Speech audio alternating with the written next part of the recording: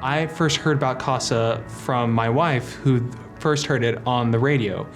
We were trying to find some way to serve. We wanted to find, there's like a lot of good nonprofits to serve, but we wanted to find something that we could like invest in. To be honest with you, I heard about it from a friend of mine, and so I looked into it, realized the need that was there, and decided to come to an info session. The reason I got involved is because I come from that background of an abusive childhood that I overcame, and if I can give back and help someone else, then I want to do that. And so as soon as I heard about CASA, I think I was compelled to be a part. At my company, a bunch of people from CASA actually came by and gave us kind of the spiel on what CASA was, and it sounded like a kind of a fulfilling cause to go ahead and just participate in. I had reached an inflection point in my life where I realized and recognized that I had had much success in life, personally and professionally, and was looking for something a little bit more purposeful and an opportunity to give back. When I learned a little bit more about CASA,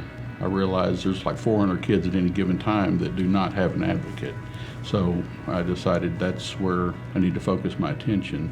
And then also just thinking of these kids, after you go to the info station, you think about these kids that get removed from their home. And the thought of them going through that process into a strange home all by themselves just drew me into wanting to be with them and support them. My wife and I chose to serve with CASA because we wanted to advocate for those voices who aren't being heard. And the reason we need more men to be CASA advocates is because the ratio of boys to girls is about 50-50. And there's only about 16% of the volunteers are male advocates. A child that's in the middle of crisis really needs a strong male role model, somebody in their life that they can see as fighting for them and advocating for them. So the case that I was assigned on is with a 14-year-old boy. While there are a ton of great volunteers at CASA, the reality is there's so few male role models, and that's kind of what he really needed. Kind of where I fit in is that not only can I connect with him in ways that a lot of other volunteers can't, he just has someone that's stable in his life that he can depend on and he can talk to on every other week basis. The need for these kids to have somebody in their life, a constant, they have a lot of good people surrounding them, CPS caseworkers, ad litem's, everybody else. Those people can, for whatever reason, be promoted wherever they can come and go. The CASA is always there for them. And I always tell my kids, I'm always going to be here. When you look up, I'm here.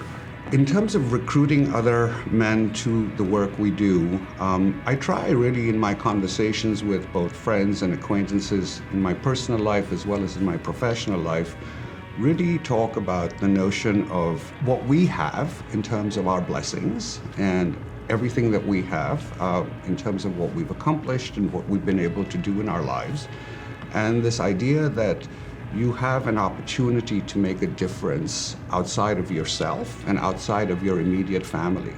And so it's much more around the notion that I think we all have a piece of empathy and heart, and it's a matter of exploring that. Any man could do it, and I really feel like just having that kind of support within CASA, it makes it relatively easy. CASA gave me the training and the kind of the ongoing support with the specialists that help us out so that I can do my part. I just have to be a good set of eyes for the judge, and CASA gives me all the support that I need. Before my first CASA case, I didn't have a lot of training, basically zero in social work. And at first I thought it was going to be very overwhelming. The training process became something, even though there was times we'd be talking about subject matter that was very hard and heavy, it became something my wife and I look forward to. The teacher, the camaraderie, anytime I see one of the CASAs that my wife and I were in a class with, even if it's almost been a year since we've seen them, there's still that connection of like,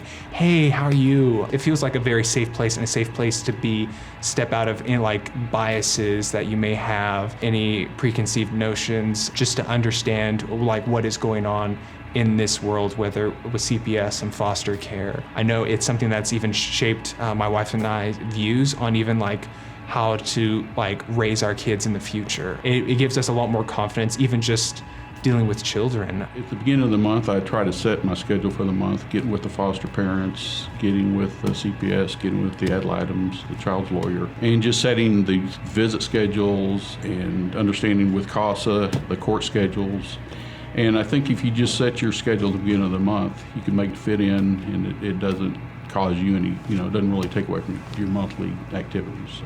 The reality is, if you really care about someone, you're always going to make time. And I think that that's kind of the case with CASA, is that when you're presented with your case, when you're kind of reading through the notes and you meet your CASA for the first time, you recognize that, like all those things I have going on in my day, in my home life, a lot of that can be pushed aside because this is what matters. Sometimes what matters is just giving back, and you're always going to make time to give back. All these kids need are a chance, and to be able to give them that chance or attempt to give them that chance in a system that's very, very complicated, that's what I'm after.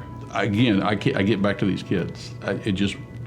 It'll break your heart to think of some of these young kids going through what they're going through. It's just hard to imagine like a 6 or 7 year old kid all of a sudden in a new home without siblings, without friends, without anybody. And so I think it's in addition to the organization, it's just these kids need help. My personal experience does make a difference in how I serve kids. It makes a difference in how I volunteer for CASA. I've spoken a lot for CASA, around the community, and I always talk about that abuse makes me mad as hell. And the reason I say that is because of personal experience, but also anger that abuse and neglect is an issue in our community. And so I think it gives me a passion for this. It helps me when times are a little tough.